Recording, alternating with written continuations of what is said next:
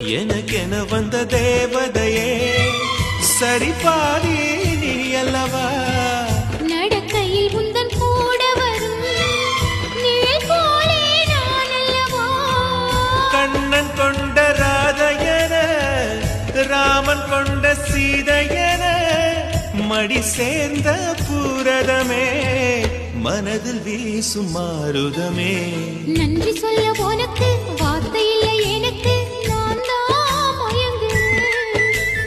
என்னுடைய மனச தந்து விட்ட பிறகும் ஏமா கலங்குற நெடுங்கால